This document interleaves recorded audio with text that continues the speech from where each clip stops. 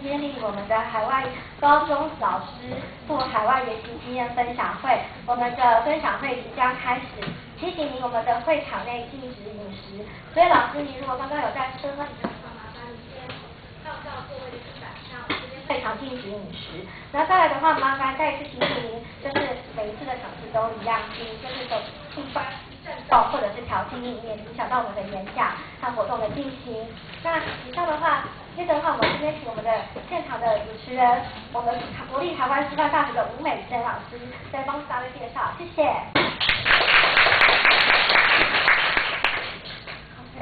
很谢谢大家今天早上的参与。那我今天也要特别感谢一下教育部让我们能够顺利的送21位老师出国研习。OK， 这个根本。今天真的要很谢谢教育部，让我们能够顺利的送第一批高中老师出国研习那今天真的也很荣幸能够邀请到教育部中教司陈彦杰科长来为我们致辞，谢谢。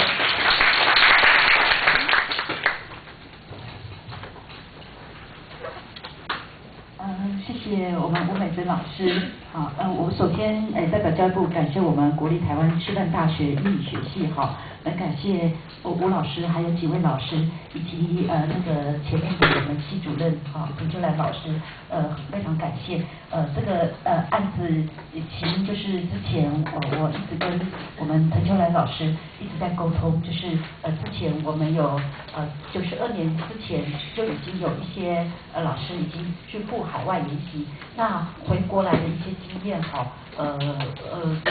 就是他们觉得说在外国经过这样一个暑假期间的一个海外研习其实带给他们非常多的收获，所以很建议教育部持续办这样一个活动，所以我特别拜托我们陈秋兰老师那也很感谢我们台湾师范大学英语学系愿意帮我们办这样一个活动那我们希望说未来这样一个活动可以再持续的延续，让我们更多的种子可以开花结果。那今年主要是针对去年我们一批高中老师赴加拿大的Fraser University 来海外研习。那今天也非常感谢我们的Helen Erickson 老师非常感谢，非常感谢老师特别花这个时间然后连续从今天开始，在北中南东我们有4场次的一个经验分享。那主要这个经验分享就是针对我们这一批老师，他们去年海外研习回来，那经过一个学期的一个action plan 的一个实务的演练，那希望就是说借由这4场次的这样一个分享能够把这个种子然后带到更多的学校去。那我也利用这个机会欢迎就是如果有兴趣的老师可以赶快报名，我们即将在7月份又要有一批老师出国。那我们这一次特别就是除了高中高职之外，另外我们还有就是国中组的部分那我们也欢迎就是各个老师利用这个机会。虽然说这个机会虽然部里面有部分补助，不过老师可能要负担一些经费，可是我想这个机会非常难得即使像以我从事公务人员生涯这么多年其实也不见得就是有那种公费去出国研习这样的机会。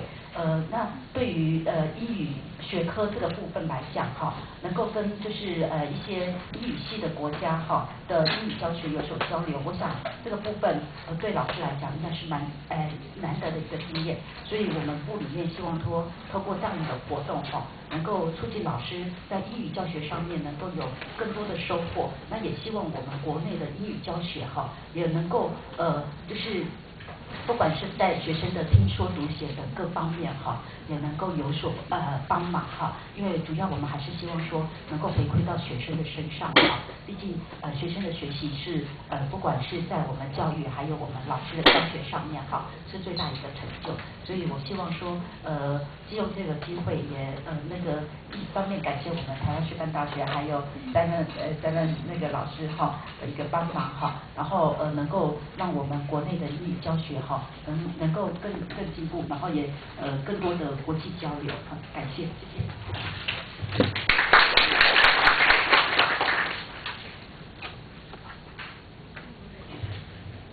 很谢谢科长哈，那我们就马上进入我们今天的第一场演讲。那我们第一场演讲呢，请到的是从 Fraser University 来的一个老师。那这位老师呢，在我们高中老师研习的时候，也是指导老师之一。那他有很丰富的教学经验。那我们今天真的很荣幸能够把他从加拿大请来我们做第一场分享。那他今天的主题主要会讨论有关一些最新的英语教学的一些概念。然后让我们大家很热情的欢迎 Miss Helen Erickson。Thank you very much. It's an honor to be here today and to be invited to be a part of such an incredible example of professional development.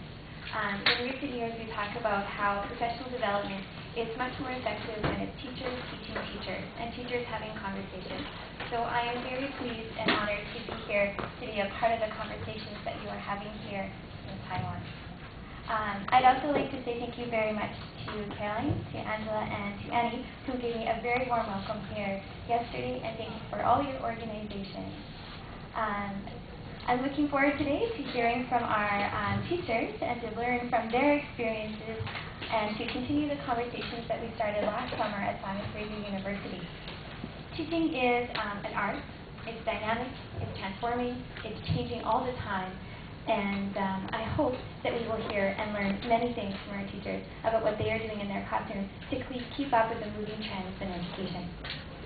For my contribution today, I will be talking about some of the big ideas that are taking place in education and helping to provide a context and a framework for the work that the teachers will then be presenting.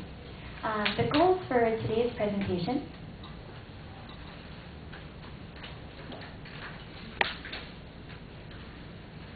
Move here and change the position. There we go. So goals for today's presentation, things that we're going to be focusing on for about the next hour or so. First, connecting. I hope that as a part of today's presentation that you will have an opportunity to activate and refine your personal mental model of effective teaching and learning. So thinking for you, what is effective teaching, what is effective learning? We'll be working on a processing goal today. I will compare effective teaching practices and determine the common characteristics of these practices that make them powerful learning tools. And finally, I hope that as you leave today, that you will be able to make a commitment to try at least one new strategy or practice in your classroom. Throughout the presentation, please feel free to engage in a conversation online. If you are using Twitter, if you could please tweet to the Twitter handle at Beyond BC Borders, and if you could use the hashtag NTNU2012, and if you tweet to this hashtag, it will be an easy way for us to organize the conversation and to continue the conversation even after the presentation. If you don't use Twitter, there is also a website. If you go to www.wallwisher.com/no-schools-and-islands, and on this site you can post your questions or comments, and then I can respond to them, or hopefully other teachers in the room will respond to them as well. So I'd like you to take a moment just to maybe talk to the person beside you.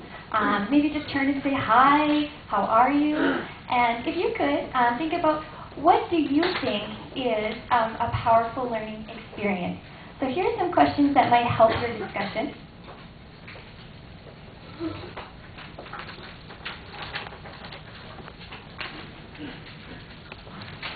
So I'd like you to think back to one moment in your life when you feel that you really learned something.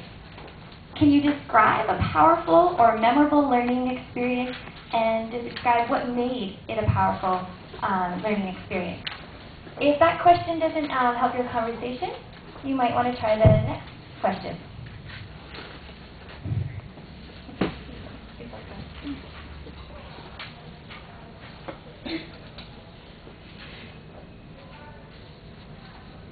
In your opinion, what do you think effective teaching and learning looks like, feels like, and sounds like? And if you could describe the conditions necessary for deep learning. So just take 30 seconds and turn to the partner beside you. What do you think effective teaching and learning looks like, sounds like, feels like? What was the time when you learned something very well?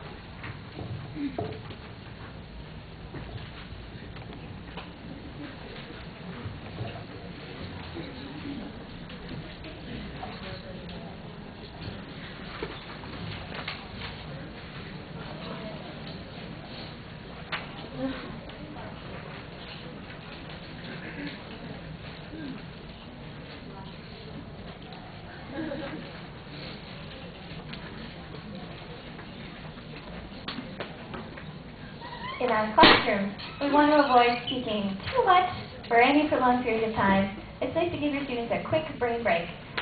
Connecting to their background knowledge is very important. Getting them to think already about what they already know and what they are already bringing to the learning experience so that you are not starting from ground zero at the beginning of a new class. So I hope that you've had an opportunity to connect to what you already know about today's presentation topic and that you will be able to add some new information to your knowledge.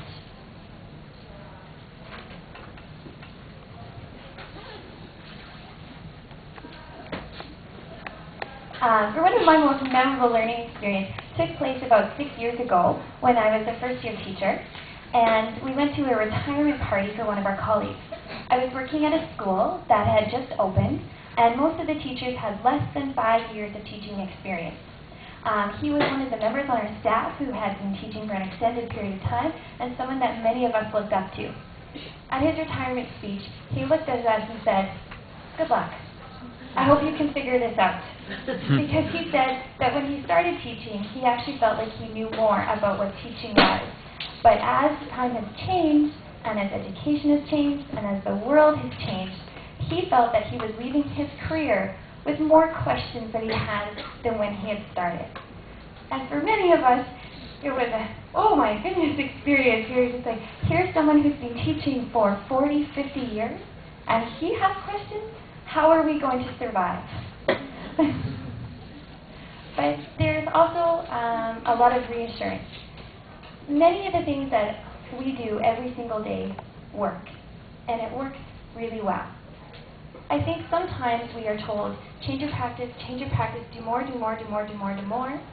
And it takes a while to look at what we have and say, you know what, there are some things that I know work. I know that these things are effective. And I know if I put my energy into doing these things, I will make a difference for myself, and I will make a difference for the students that I am working with. So which brings us to today's main topic. We're going to be looking at the 10 most effective teaching practices. These are the teaching practices that, based on contemporary research and educational theory, these are the practices that we cannot afford to ignore. The reason we can't afford to ignore them is because they work, and they've been proven to work. And we know that if we are using these practices in our classrooms, we can be effective teachers every single day, and we can leave our classrooms feeling satisfied that we have been able to do our job.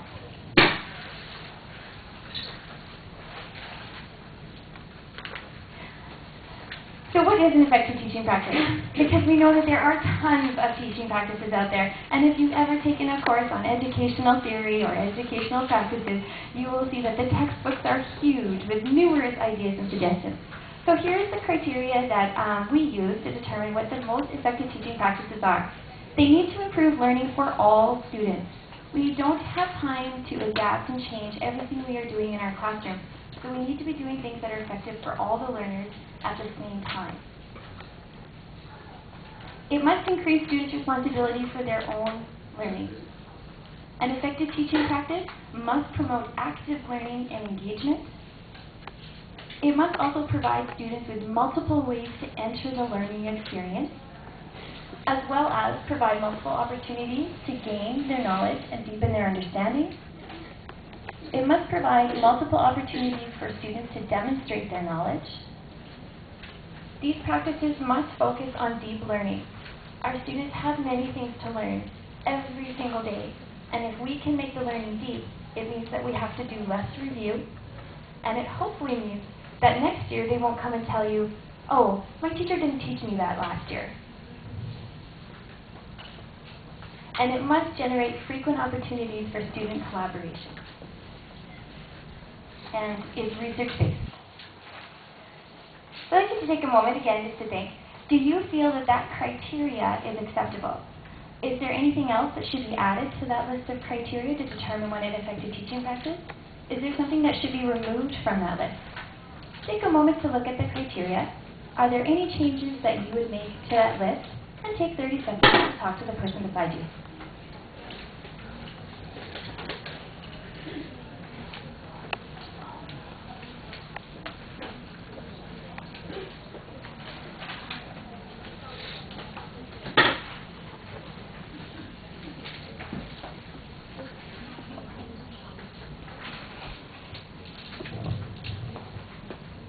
Okay. At the end of today's presentation, I will be asking you to take a moment and rank the 10 teaching practices that we are going to be talking about today. I will not be presenting them in any order. In the interest of saving time, I will introduce several of the teaching practices at once and use a classroom example to demonstrate how they can be used. Again, at the end of the presentation, we're going to ask you to think carefully, how would you rank these teaching practices? And which teaching practice do you think should be given the number 1 spot?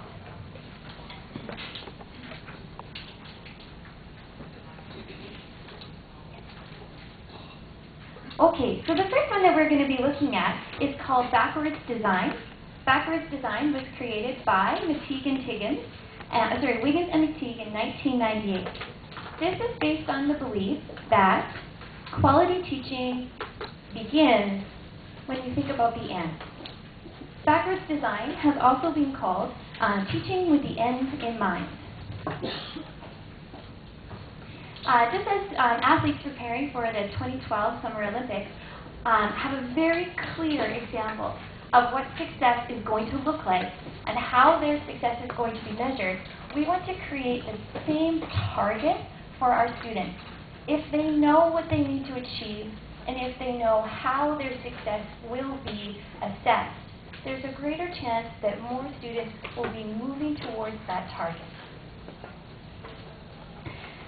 When you're using backwards design, you start by identifying the desired results. What is it that students need to know? Then, what will be the acceptable evidence? How will you determine if your students know or understand the skills and content that you have been working on in class? And then finally, what can you as a teacher do to support that development? When you use backwards design, teaching becomes much more purposeful, and you're always moving towards a clear target and a clear goal. Teachers who are using this model can use the following questions to help them determine if they are using backwards design in their class.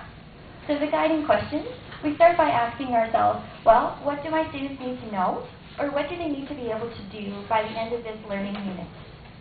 How will I know if students are able to do or if they know the content that I have been teaching? And what learning activities will I use to promote student learning of the big ideas? It is very easy as a teacher to get bogged down in small details and the little things that are part of our content. But if we can keep a clear focus on the big ideas, the things we want students to be able to know and accomplish by the end, it's going to help us be much more purposeful in our teaching, and it's going to reduce our level of frustration when we feel, I have so much curriculum to cover and not enough time. The second teaching practice is what we call universal design for learning. Universal design for learning came from the actual architecture discipline. With universal design, what it does is we start thinking about the individual needs of all our students at the beginning of our planning. So rather than making adaptations and modifications at the end, after we've done all our planning, what we want to do is think about them right at the beginning and embed those needs within our teaching. What this does is that it creates learning opportunities that are more usable for all students. I find many times in my teaching context that I'm working with science teachers, math teachers, business teachers who have students who are learning English as a second language in their classroom. And they say, well, what can I do for my second language learners? And my answer is, do for them what you would do for any student. So for universal design for learning, the idea is rather than constructing a building or constructing a unit or lesson plan, and then afterwards thinking, oh, wait a minute, I have some students who will not be able to participate in these activities. So instead of afterwards retrofitting with ramps and walkways, we begin by constructing a building that is useful to all individuals. Universal design for learning is designed not only to make our learning more accessible to students by removing barriers that prevent them from entering into learning, but it also reduces teacher frustration. Because I'm sure many of us have had those experiences where we stayed up all night planning this wonderful activity. When we got to school, we're so excited, it's going to work, it's going to be a great learning experience, and lo and behold, there's 5 or 6 students who can't participate. And now as a teacher, we're running around trying to help you, and help you, and help you, and all of a sudden thinking, why did I stay up till 2 o'clock in the morning last night because this didn't work?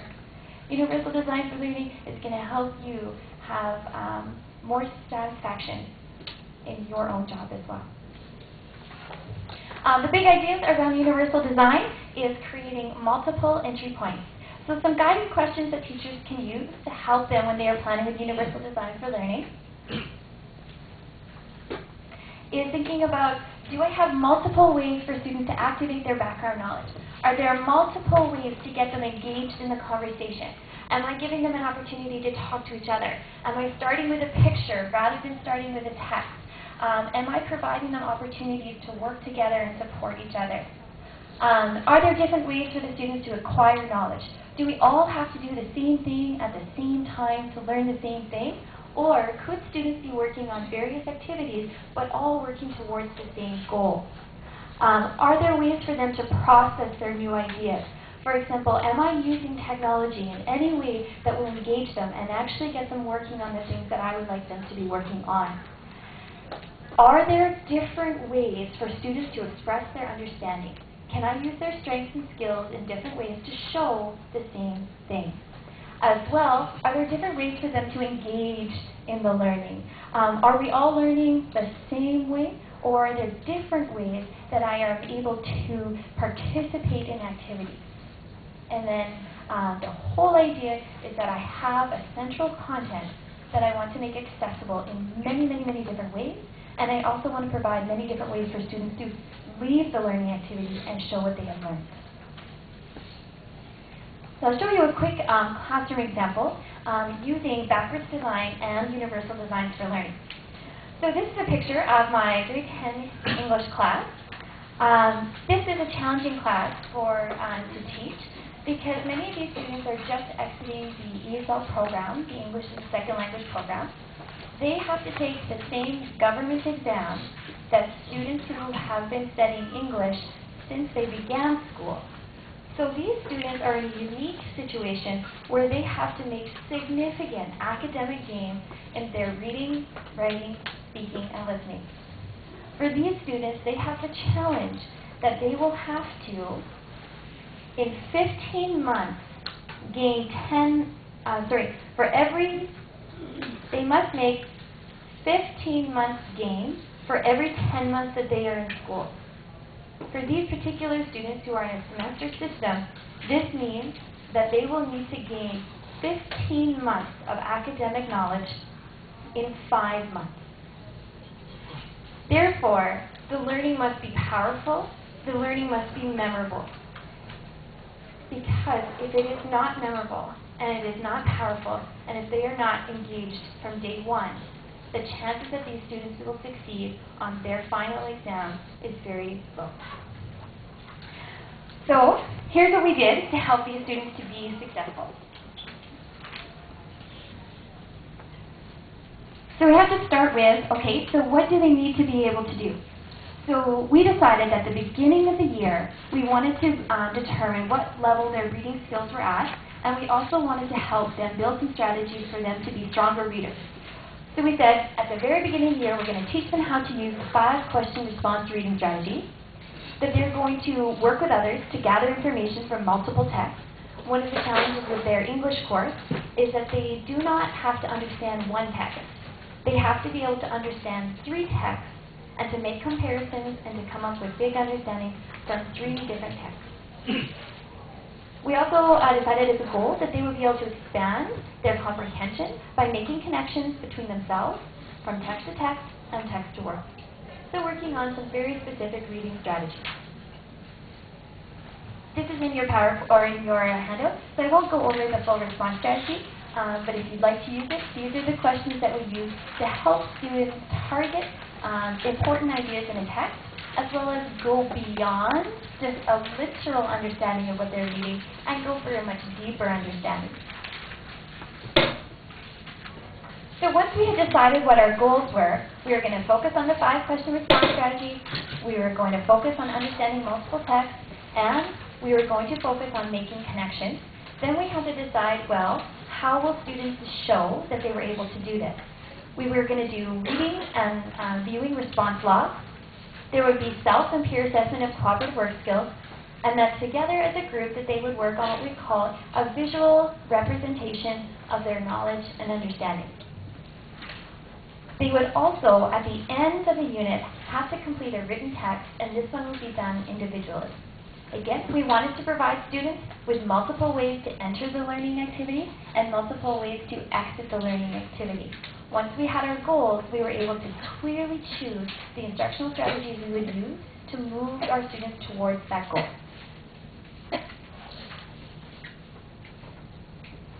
So then we had to decide, all right, what are we actually going to do in the classroom day 1, day 2, day 3, day 4 for our students to achieve this goal?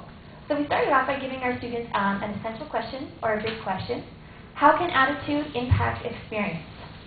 In a typical English classroom, they would be given a poem and asked to respond, a story, asked to respond. They would be given a novel and asked to read it. Oh, we're back. A novel and then asked to respond. So what we did this time is we actually gave them multiple texts that they could use.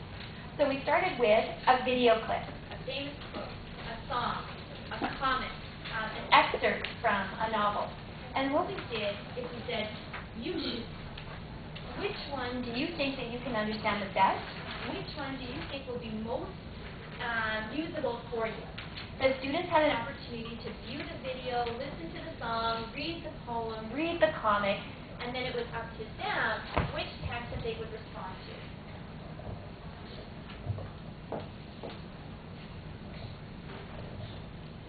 Our goal here was to give them multiple opportunities to practice the skills that we were working on. Is this okay? Am I speaking loud enough? Okay, maybe we'll not worry about that. The use of technology. So what we wanted to get them to do was to practice using the 5-question response strategy multiple times. We wanted them to practice it with other students, by themselves. We wanted to give them many opportunities to make connections between the texts we were reading. And the interesting thing was, we thought that they might read or view 3 of the texts. Most of the students read or viewed all 6 of the texts. And so what we found for the students who were struggling, they were like, oh, thank you, I don't have to do them all. And for the students who were excelling in the class, they appreciated the opportunity to already have multiple texts to work with. So here's some examples of the visual representations that the students were able to produce. The first one, that is the pink, happy, smiley face, what the students did is they decided to show that our attitudes have many different components, and what creates our attitude as individuals comes from many different things, from what our parents teach us, from what our friends teach us, from what our teachers teach us, from what our past experiences have taught us. And so as they were presenting, they were building a puzzle, and they felt that your attitude is a part of your mind, your dreams, your willpower, and your motivation. Again, the nice thing about this, they had read a lot and had many discussions, but they were able to come up with one big aha. This is what I understand. This is now what I know about how attitude can impact our experience. Another group created a board game, and their whole presentation was just getting a group of 6 students to sit down and play their board game. And as you played the board game, you realized what they had learned about how attitude impacts their experience. And the nice thing was, the a board game, we're able to say that, oh yeah, you must have got this from the song. Oh yeah, this is just like what it said in the comic book. So it's a very interactive learning experience. So for this unit, it is available on the website that's in your notes. If you go to www.effectiveteachingpractices.posters.com, you can actually see the full unit. I just wanted to highlight some parts of it.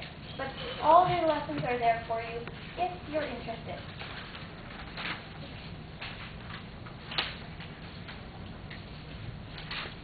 Okay, So we said at the beginning of the presentation, there would be some criteria for an effective teaching practice. What I'd like you to do is just very quickly turn to the person beside you and just say, universal design for learning and backwards design for learning, do you feel that those teaching practices meet all of this criteria? Some of this criteria? Few of this criteria? Based on this criteria and your understanding of backwards design and universal design for learning, do you feel that these two practices are an effective teaching practice? Why? Or why not?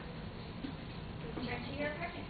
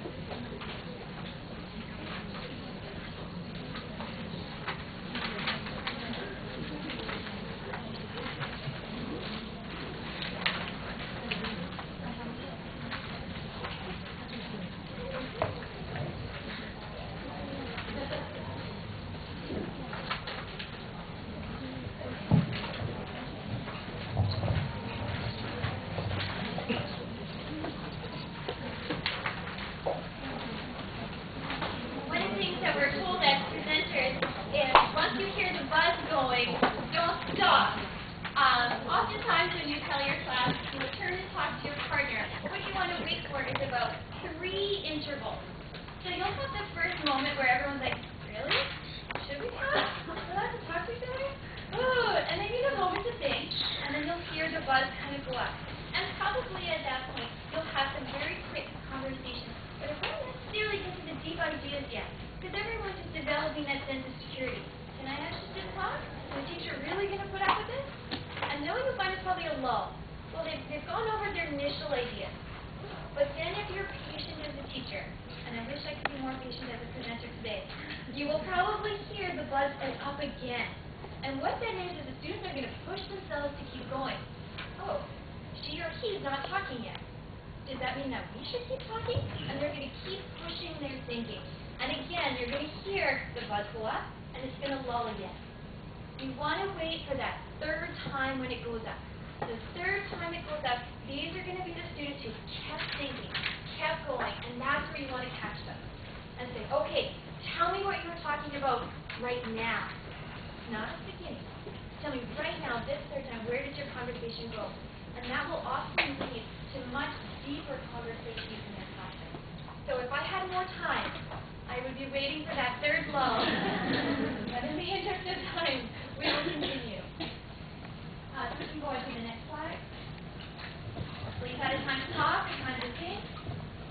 Okay, before we go on to our next teaching practices, I'm going to do a very quick getting to know your students. So when some of the audience members or teachers came in this morning, we asked them to do a task for us. We asked them to write down one thing that they thought was common to everybody in the auditorium, one thing that was common to most people in the auditorium, and one thing that was absolutely unique about these individuals. So we're going to do a quick activity. You're going to need to be able to stand up. So if you need to take a moment to take something off your lap, make sure you don't drop anything. Take a moment now.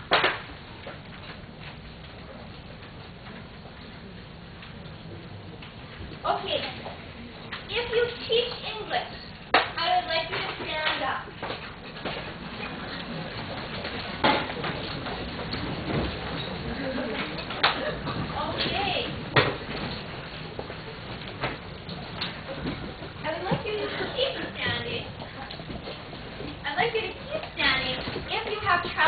abroad at least once in your life? I would like you to keep standing if you are somebody who likes to volunteer, watch movies, and if you enjoy riding bikes. Everybody. Very nice. Okay, so at this point I would say, very quickly turn to the person behind you. What's your favorite movie? Where's your favorite place to ride your bike? Or, what have you done as a volunteer?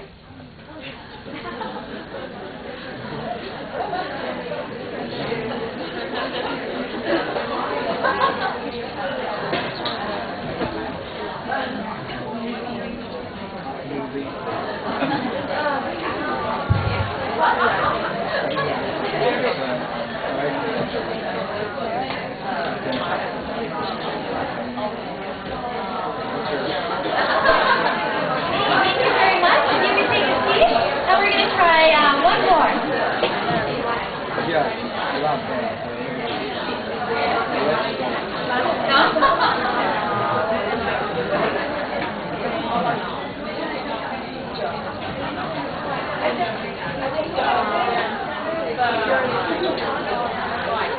All right, here we go. One more time. If you are an English teacher and you are eager to learn something new, can you please stand up? A little bit of peer pressure going on this morning. Okay, if you are from a junior high school, can you please keep standing?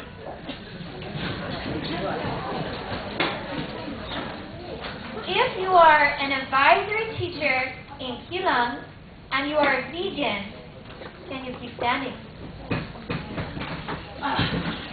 Maybe give her a round of applause.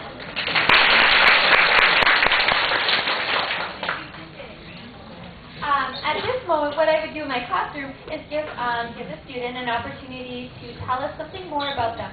Why are you a vegan? What is that choice? Is it a choice that your family made or that you personally made?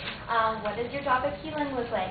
And what I would be doing is giving the students an opportunity to learn more about what they have in common, the things that they share, but also the things that make them unique in the classroom.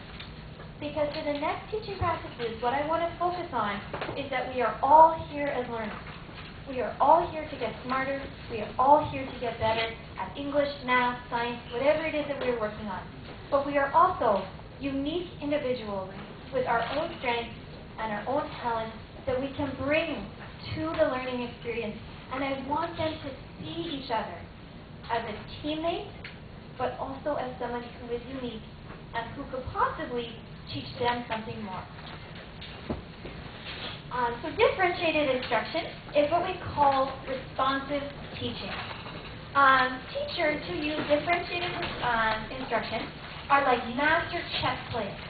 When they look at their class, they see them as one whole unit, but also as unique pieces with different strengths and abilities.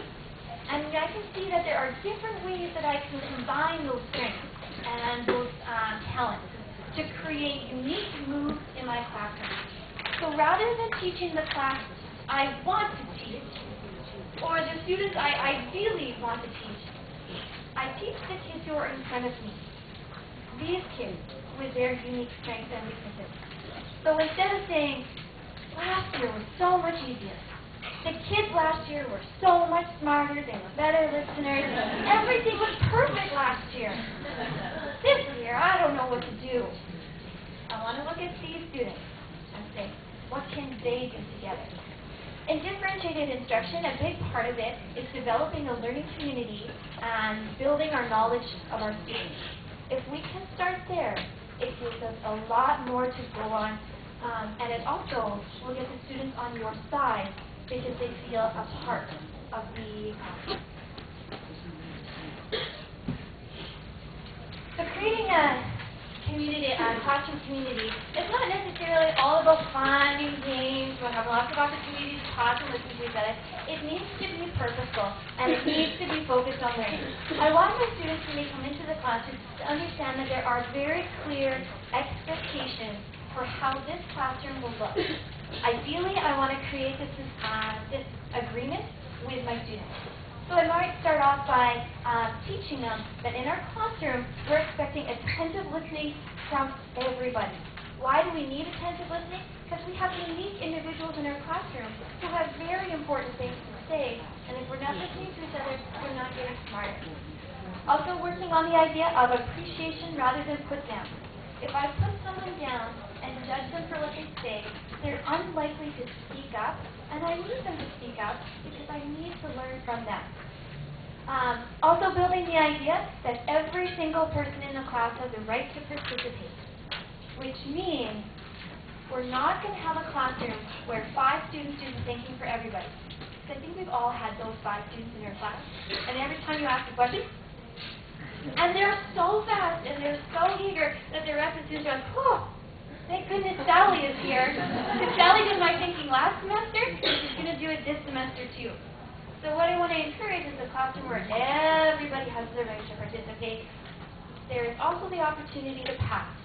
If I ask you a question and you're not ready to answer, you can pass, but I'm coming back. So keep thinking, because Sally's not doing it for you this time.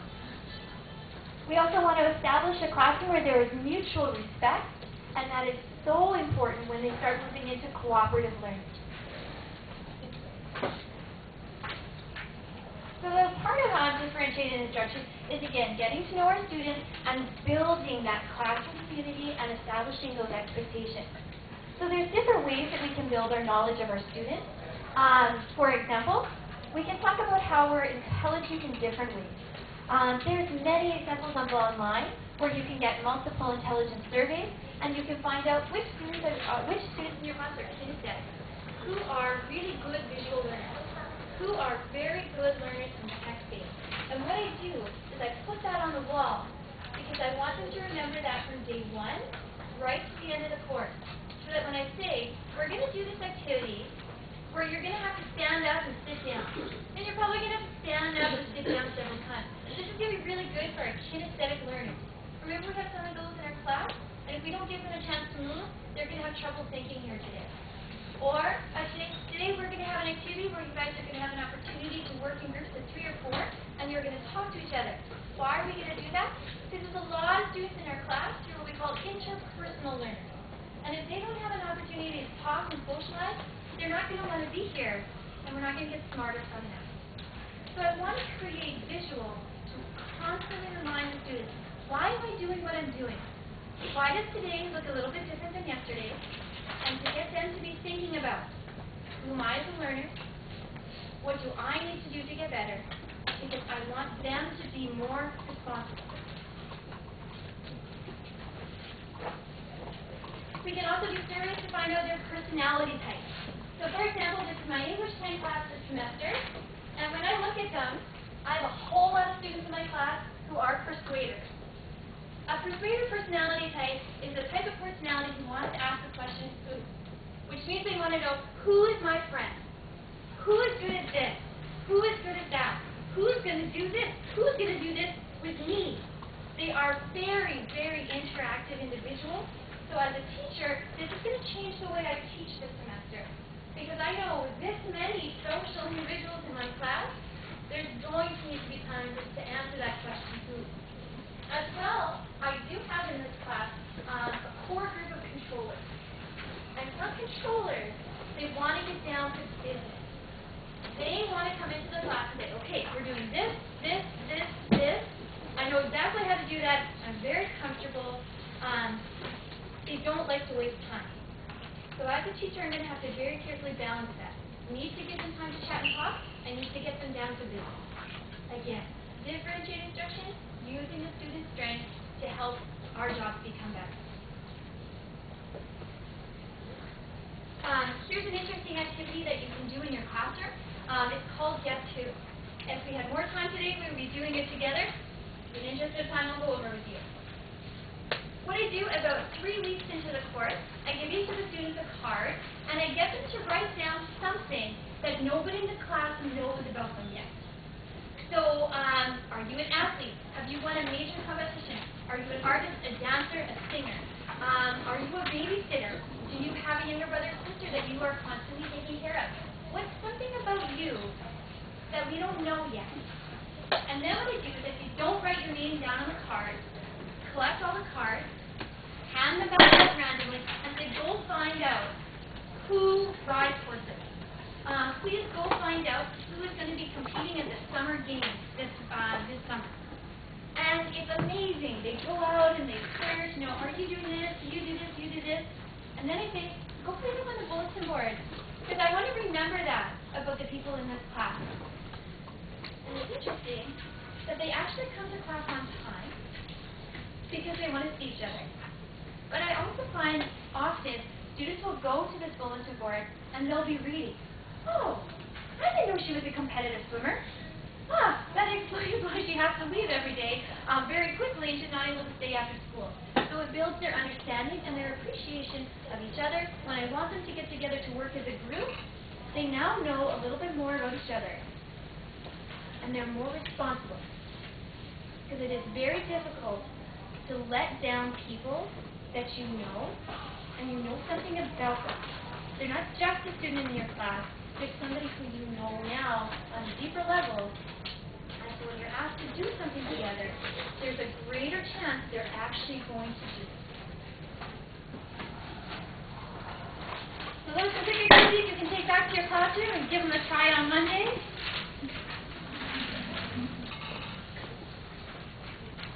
The cooperative learning, which is very different than saying, okay, I'm going to get 1, 2, 3, 4. You're going to work together. Here's your job. Okay, ready, set, go. I come back to the group. What? How are you working? What's going on? Why are you fighting? What's the deal? Because cooperative learning involves not only students working together, but students working together who have actually been taught how to work cooperatively. Because if anybody here has brothers or sisters, you will know that it's not instinctual necessarily to work with other people your age. One of the things we want to do as teachers is we want to show them what are the skills that we need to actually work together in a group. We begin by making sure that the goal of the activity is very, very clear, that each person in the group knows how to contribute, and each individual in the group has a way to participate. Cooperative learning is based on multi-level groups. So we don't put all the students who are feeling successful in one group and all the students who are struggling in another group. What we want to do is make those multi-level groups so that the students who are struggling can get assistance from the students who are feeling more comfortable. For the students who are feeling more comfortable, we're going to test them. Because sometimes they don't know what they don't know. Because they've never actually had to sit down and explain it and really work it through. By putting them into cooperative learning situations, we're really getting them to test their knowledge and to test their ideas. So this is a poster that my English 10 class and I put together, and we looked at, okay, how do we know when your group is actually being productive? How do we know when you're getting smarter? So they said, when people are working in groups, they have to be strategic and organized. So everybody has to know what's achieved. Number 2, we all have to participate. It is not acceptable to let other people in the group do your work for you. Third, they have to communicate. You have to make sure that people know what you are doing and why. Because there are some students who will get into a group and say like, gee, I know, gotta get it done, I know exactly what I'm doing, and they just start working and you think, did you even tell the person beside you what you were doing and why? We need to reflect on our progress. Are we being successful? Are we getting closer to our goal? Why or why not? Are we working towards our goal? And then finally, are we working as a team? And this is the criteria that they created. And now what we have is the language in our classroom where I can walk over to their group and say, is your group productive? Why or why not? And they now have some reason to give you why it's working and why it's not working.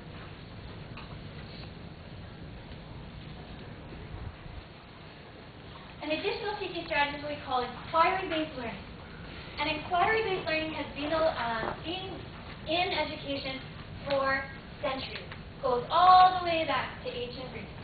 The idea is that if you can gain somebody's curiosity, if you can make them interested in what you are teaching, there's a greater chance that they're going to do it. We know for male learners especially, if they do not see the task as worthwhile or meaningful, if they do not think that they will be successful, and if they do not think that they're going to leave that learning experience with something that's interesting to them, chances are that they're not going to engage in it.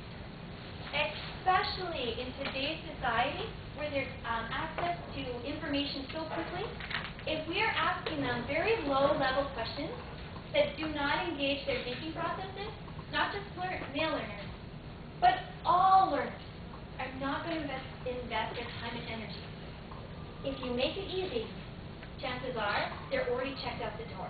Inquiry-based learning, we start with big questions, things that we really want them to investigate and learn about. And oftentimes, these questions come from the students. What is it that you want to know more about? And I'm doing this because I really want them to become better at reading, writing, speaking and listening. I want them to become better at researching and handling the amount of information that they have access to. How do I do that? Give them something that they actually want to do. So the inquiry process follows a continuous loop. So we start with asking an essential question. Then we activate their background knowledge. Well, what do you already know about this? You're very smart, intelligent people. What's your knowledge? Then we move to a supportive instructional sequence. Now what I'm doing is I'm doing the things in the classroom that are going to help them answer that question. They read, they discuss, they ask questions, they respond. It's all about working with the information, processing it. Then, what we have is a culminating project. And we say, bring it together. Show me what you know. And the neat thing is, don't tell me everything that you know, because if I wanted to know everything that you would know, I would just read your research notes. I want you to make me care. Give me something that I can walk away with saying, that is really interesting. That is a unique idea. Again, I want to move them away from retelling and summarizing what everybody else knows and start thinking about what do they individually know. I want to hear their voice. And then we do the reflection. Did it work? Why or why not did it work? What did you learn? What are you curious about now? Now that you understand this, what do you want to keep learning about? And then move us in to our next unit of learning. So I'd like to show you a classroom example that uses these strategies. Uses differentiated instruction, cooperative learning, inquiry-based learning, as well as open-ended strategies. Open-ended strategies is the idea that every single lesson that we do in a classroom will be involving 3 stages. So the first stage will be connecting activities, then processing, and then transforming. Again, connect with what they know, give them some new information, and then get them to show what they've done with that new information. So again, drawing from a Language Adapted 10 class. This time it was in the middle of the semester, and what we were working on was building a very strong classroom community, and that encouraged the students to draw on their strengths. So we call this our multiple intelligence project. In English 10, students have to complete a novel study. And in a traditional classroom, we would say, here's your book, read chapter 1 tonight, come back to class tomorrow. We're going to do questions on chapter 1, come back tomorrow, read chapter 2, answer questions on chapter 2, come back tomorrow, do questions on chapter number 3, and you can already tell, hate the book, hate the class, not engaged. So this time what we did is we gave them again a choice of novels, but all of the novels had to do about how media and society impacts our behavior. So again we said, you choose. Which book do you want to read? Which movies do you want to watch to help you understand? And at the end of this, I'd like you to tell me, how does media and society impact our behavior? As we started reading the textbook, they started having a lot of questions. So we looked at bullying. We looked at peer pressure. We looked at why some individuals choose to smoke and drink. What are the pressures from society that impact the way we dress, how much makeup that we wear? How does the media and society impact who become our friends? And so we did a whole bunch of reading, watching movies, discussion, and again, at the end of it, they had to provide an answer to the question. Now, with differentiated instruction, an important thing is to giving them choice. But we need to give them a limited amount of choice. So you can show your knowledge by creating a poster. You can create a PowerPoint. You can create a video. We looked at what are you good at, what are your multiple intelligence, and how could you demonstrate your knowledge. And here are things that the students did in response to the question, how can media and society impact our behavior? So one student is a graphic artist, and what he did is he created a collage, and he took all his ideas from the discussions, the movies, the text that we had read, and he embedded it all into one big collage that you can see. And as you get closer to it, you start seeing the details. This is an individual who had moved to Canada. He had been in one ESL course. This was his first English language course. This student walked out of the course with an A. This is a student who on his provincial exam received one of the top marks in the school.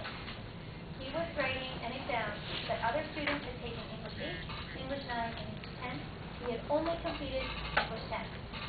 But he was very expert at reading multiple texts and coming up with big ideas. And isn't that what we want all our students to be able to do? The second example is a quick video. And this is an example of a student who really wanted to work on his essay writing skills. And I said, well, if you stand up in front of the class and you read them an essay, how long do you think they're going to listen to you? What's another way you could take the information that you got from writing your essay and present it? This is his visual, verbal essay.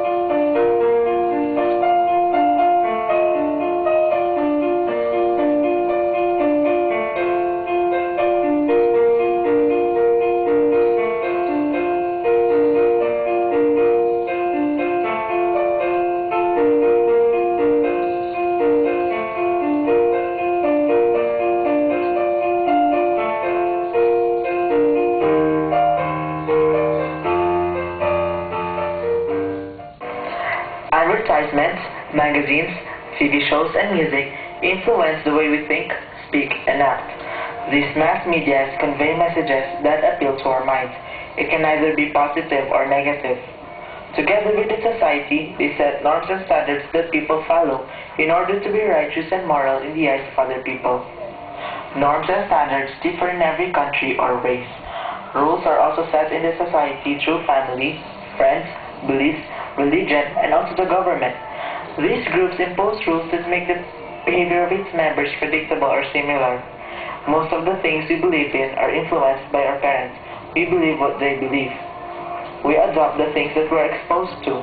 Religion sets obligations, and most of the time it decides whether what we do is morally right or wrong. We grew up knowing those beliefs, and so it influences our personality and behavior. This set of rules impact. Okay, so that's just a quick excerpt from his video. It ended up to be about a 10-minute video, and when you listen to the quality of the language, he was using a very high academic register, very formal, very logical, very organized. Again, this is a student who had moved to Canada from the Philippines. He had also taken one English language course. This was his first time in an English literature course. Again, a student who walked out of the course top grade, and as well, one of the top performers on the English provincial exam. Because he said the English exam was nothing compared to what he did in class. Okay, for the next set of teaching practices, I'd like to do a quick demonstration.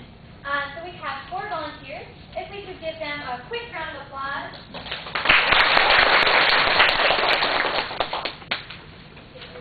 Okay, what I'm going to ask them to do is I'm going to ask them to build an object, and I'm going to give them 1 minute to build this object. So you can see on the screen,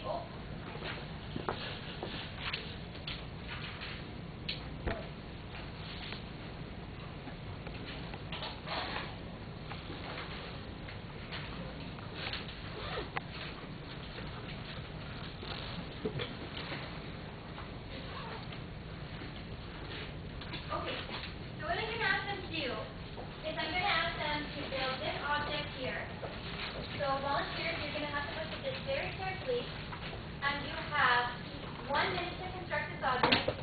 Ready, set, go. For students who are, or for individuals in the audience as well, as you are watching them, see if you can build it if you have a piece of paper. See if you can build it in 1 minute.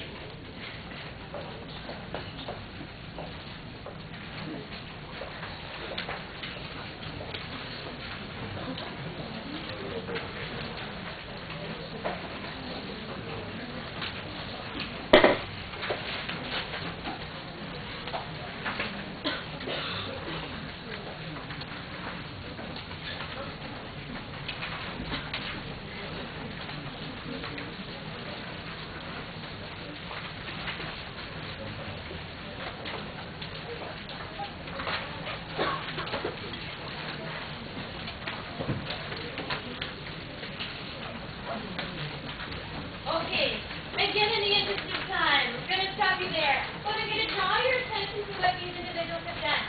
If we take a look at our first volunteer, she's ripped the paper. She's given this a real good, honest effort. But does hers look like mine? Not good enough, is it? I'll try. Now let's take a look at our second individual. But she also has some very good questions. We don't have paper, we don't have scissors, we don't have books. Too bad, it's a story.